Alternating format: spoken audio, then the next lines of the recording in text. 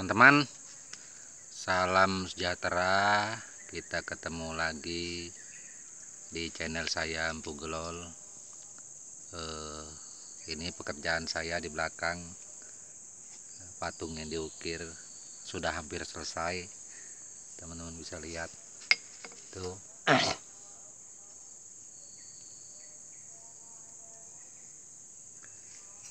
Ditemani oleh putra saya yang paling kecil, namanya Bintang Sahrani, kelas 4 SD. Dia anak terakhir dari saya. Jadi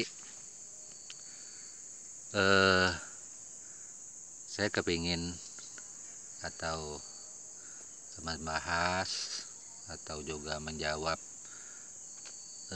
pertanyaan dari saudaraku yang bertanya masalah tato atau tedak pada suku Dayak Benua.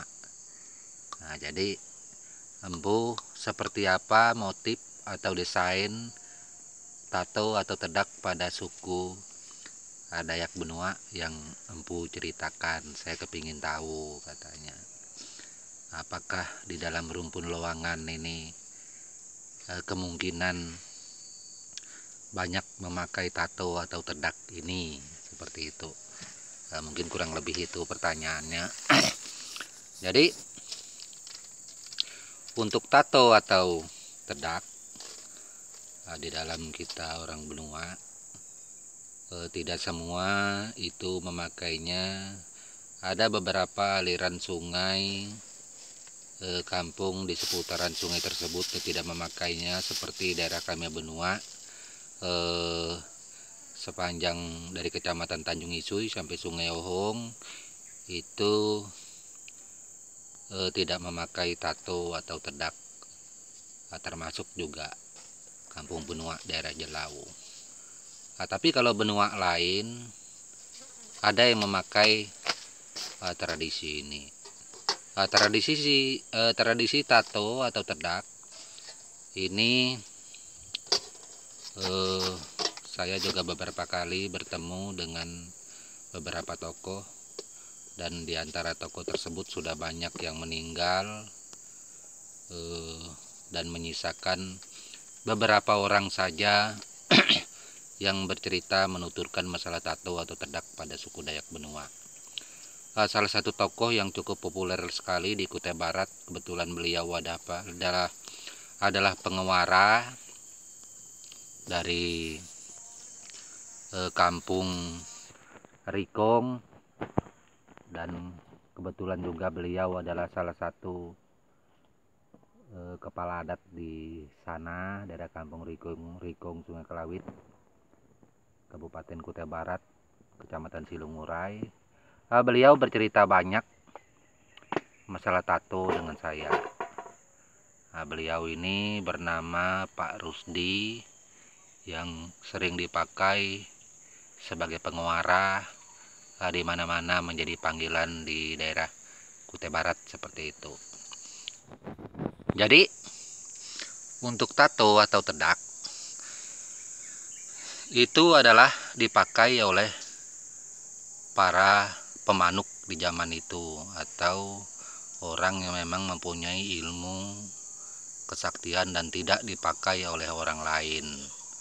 Tapi ini tidak dilarang, artinya semua orang boleh menggunakannya.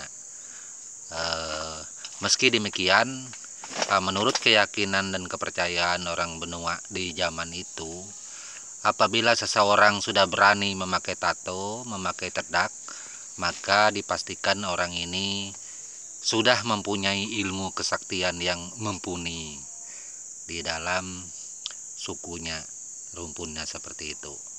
Nah, jadi kita suku Benua itu tidak seperti suku lainnya tato berdasarkan kasta, sumpamanya dari kaum bangsawan, kaum manti, segala macam, tidak ada itu.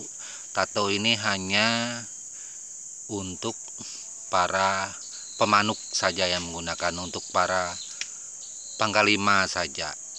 atau pengelima yang memakai ini. Itu menurut tradisi orang benua. Jadi seperti apakah tato atau terdak pada suku Dayak Benua ini? Pertanyaannya seperti itu. Jadi untuk tato atau terdak, masalah gambar detail yang ada, memang saya empu tidak punya gambarnya. Walau tidak punya, untuk melukis itu saya yakin bisa, karena dia semacam simbol. Simbol ini tinggal kita mengisi di dalam seni desain ukiran jika kepingin membuatnya. Tato terdak pada benua ini pertama biasanya yaitu di bagian dada atau bagian jaba serta bagian peluka, itu diantaranya. Pemakaian terdak ini salah satu motifnya yaitu motif kepala manusia, dengan tek daya, artinya dengan darah yang menetes. Terus motif timang itu atau remaung di dada atau bagian pundak. Motif burung itu juga di dada atau di pundaknya. Itu salah satu diantaranya motif Dayak Benua yang ada diceritakan. Lalu adakah motif lain selain itu? Saya kurang memahaminya motif lain selain itu. Cuman yang kebanyakan saya dengar diantaranya itu ada satu lagi saya lupa, motif naga. Iya juga. Jadi motif-motif yang ini sebagai pertanda bahwa dia memang orang yang jagau. Seumpamanya kayak gambar remaung atau timang. Orang ini adalah mempunyai karakter seperti itu bayangannya. Terus apabila dia ini tato atau terdak burung seumpamanya, maka orang ini gambarannya mungkin kurang lebih dia itu artinya suka berjalan ke sana kemari bagaikan burung terbang ke sana kemari ke kampung-kampung atau daerah lain. Itulah gambaran-gambaran yang ada. Terus seperti apa empu gambaran masalah naga, masalah lain-lainnya. Kalau untuk naga saya belum tapi tahu seperti apa gambaran naga ini maksudnya apa. Cuman kalau sumpamanya tek daya atau motif kepala manusia, ini dipastikan seorang panglima pemanuk ini sudah mendapatkan kepala. Seperti itu, banyak mendapatkan kepala, makanya itu ada gambar tato atau terdak gambar kepala di bagian pundaknya atau peluka. Terus ada juga yang mengatakan tato lain seperti guci. Kalau dia mempunyai tato guci atau antak di bagian peluka atau pundak, itu tanda orang ini mempunyai banyak keilmuan. Selain kesaktian, dia juga mempunyai ilmu-ilmu lainnya. Itu ilmu lainnya seumpamanya dia juga kemungkinan bisa belian, kemungkinan bisa wara, hal-hal ya seperti itulah mungkin yang menjadi kelebihan selain dia sebagai seorang panglima. Dan dia adalah orang yang menampung, kayak guci kan menampung isi permasalahan apapun, dari masalah baik serta masalah buruk, maka dia akan siap menampungnya, seperti itu. Itu gambaran tato atau terdak pada suku Dayak Benua di masa lalu. Seperti itu. Jadi memang untuk benua ini besar sekali. Jadi saya juga walau bercerita seperti ini tidak mengatakan benua secara keseluruhan, enggak. Karena benua ini banyak macam. Mohon maaf, kami benua ini satu aliran sungai dalam satu kecamatan aja berbeda bahasa. Seperti saya daerah Ohong dengan dari Tanjung Isui sudah beda. Kami dengan benua Moralawa sudah beda. Gambaran contohnya seperti apa empu? Coba aja Kalau kami benua ini daerah Ohong bilang kepala itu kan puak. Kalau daerah benua daerah Moralawa bagian sana mereka bilang kepala itu utak. Bahasa kami puak. Sedangkan utak itu bahasa kami penghujung daerah sungai paling ujung itu baru utak bahasa kami. Kalau seandainya menutup atau nutup sesuatu atau teko seumpamanya tutup teko itu nutu teko iro bahasa kami. Kalau mereka bilang itu nalau teko. Nah, bahasa kami kan pakai aro iro, kalau mereka itu. Nah, itu seperti itu. Nah, ini gambaran-gambaran bahasa meski sesama benua. Nah, terus kami bilang mangkuk itu tentuk bahasa kami. Kalau mereka bilang tentuk itu mangkuk itu manci. Nah, terus kalau mereka bilang guci yang di dapur itu bahasa benua daerah sebelah sana mereka bilang jie. Kalau bahasa kami itu gusi. Nah ini. Nah jadi jangan heran kami borong benua ini banyak warna. Itu walau orang bilang wah benua ini sama saja, tidak. Ya sama saja kalau di dalam berbahasa itu pasti nyambung. Tapi kalau sama 100% itu enggak. Itu makanya itu di dalam bercerita masalah seni budaya ini ada hal yang menggarisbawahi saya seperti empu tidak boleh itu mengatakan seumpamanya semua. Nah, seperti kemarin ada teman yang salah persepsi apa yang saya maksud masalah hulu baleng atau hulu kemau. Dia bilang kebetulan dia melihat ada hulu baleng hulu kemau sarungnya dari benua daerah sebelah atas sana. Dia bilang itu tempusarnya 3, empu salah itu. Kan kata empu tempusarnya kalau hulu baleng atau kemau itu kan harus 1. Nah ini salah memahami.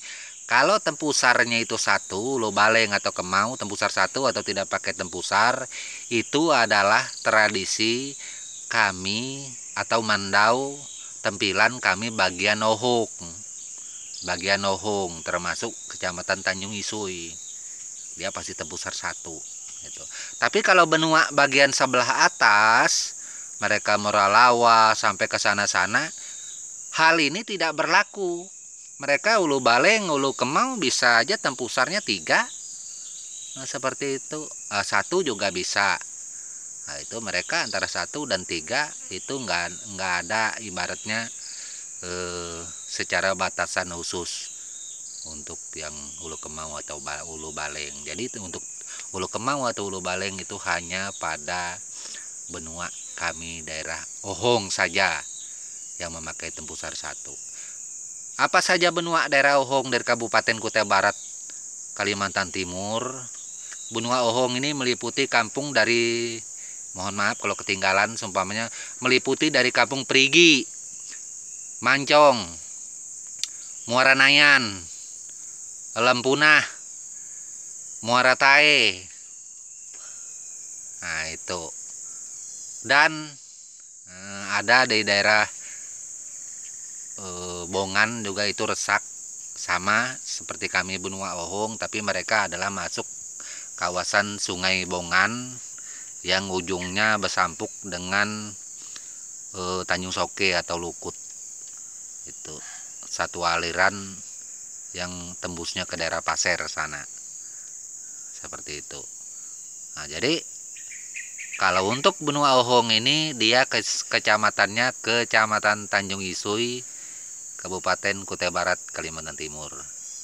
Nah, seperti itu. Nah, jadi hanya ini saja yang saya sampaikan. Semoga saja bermanfaat dan berguna. Dan sekiranya apa yang kusampaikan ini mudah-mudahan bisa dipahami semua. Agar tidak salah lagi dalam mengartikannya seperti itu. Oke.